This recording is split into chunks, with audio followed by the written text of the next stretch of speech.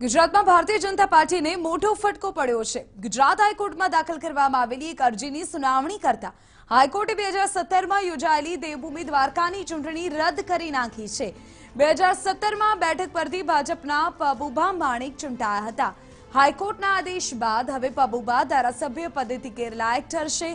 ભાજપના ચૂંટાયેલા ધારાસભ્ય પબુભા માણેક સામે ચૂંટણી લડેલા મેરામણ ગોરિયાએ હાઈકોર્ટમાં અરજી કરી હતી। ગોરિયાએ દાવો કર્યો હતો કે પબુભાના ઉમેદવારી ફોર્મમાં ભૂલ છે, આથી તેનું ઉમેદવારી ફોર્મ રદ કરવામાં આવે।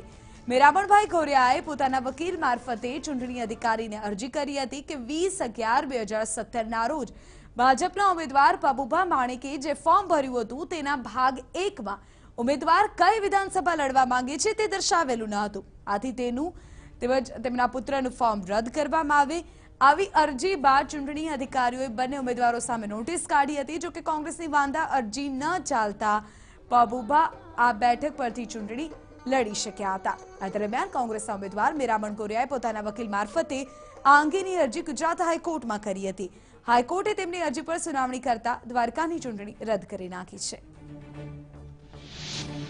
ભાઈ 7 ચૂંટણી લડ્યો છું। પહેલી 3 અપક્ષ, 1 કોંગ્રેસ, 3 ભાજપ ને હવે કદાચ લડવી પડે ગૌ અષ્ટમી થઈ જાય, 8 ચૂંટણી લડાઈ જાય, અમારા ટેકેદાર તો રાજી થાય છે કે હાલો ને આ ચૂંટણી પૈકી મજા આવશે, પાછી લડશું।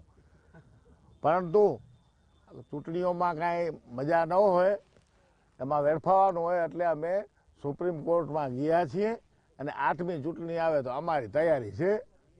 અમે હવે કોંગ્રેસમાં કાંઈ છે નહીં, સફાઈઓ થઈ ગયો છે। લોકસભાની ચૂંટણીના લોકસંપર્ક અમે કરીએ છીએ, જેની અંદર જામનગર જિલ્લાની સીટ ઉપર 3 થી 4 લાખની લીડ પૂનમબેન માડમને મળશે, 100% ખાતરી થઈ ગઈ છે। અમે એવી રજૂઆત કરી કે ભાઈ એમનું જે ફોર્મ છે એ અને જે વિધાનસભા 82 દ્વારકા એ ત્યાંથી લડવાના છે, એ વિધાનસભાનું નામ જ નથી લખ્યું, એ રજૂઆત કરી અને અમે આજે ન્યાયતંત્ર ઉપર પૂરેપૂરો ભરોસો અમને અને છે અને એની આજે સત્યનો વિજય પણ કરાયો છે। કોર્ટે શું ચુકાદો આપ્યો છે? કોર્ટે એવો હુકમ આપેલો છે કે ભાઈ આ ચૂંટણી અત્યારે રદ કરવી અને નવેસરથી ચૂંટણી કરવાની એવો હુકમ આપ્યો છે। અને નામદાર વડી અદાલતમાં કોંગ્રેસના ઉમેદવાર શ્રી મેરામણ ગોરિયાએ જે વાંધા રજૂ કર્યા હતા અને જે બાબત રજૂ કરી હતી તેના કારણે હાઈકોર્ટે સમગ્ર બાબતને પુરાવાઓને ધ્યાનમાં રાખીને આજે આદેશ કર્યો છે અને દ્વારકાની ચૂંટણી વિધાનસભાની 2017માં જે યોજાઈ હતી તેનું પરિણામ રદ કરી અને એ ચૂંટણીને રદ કરી છે। નામદાર વડી અદાલતના આ ચુકાદાને હું આવકારું છું અને સાથે સાથ સમગ્ર બાબતથી એ સ્પષ્ટ થતું જાય છે કે કઈ રીતે વહીવટી તંત્ર સ્થાનિક લેવલે કામ કરતું હોય છે, કઈ રીતે દબાણમાં કામ કરતું હોય છે।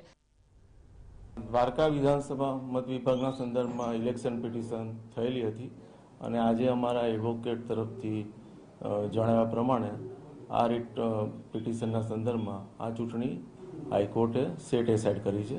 ડિટેલ ઓર્ડર આજ સાંજે આવશે, એટલે ઓર્ડર અમે ઇલેક્શન કમિશનને મોકલી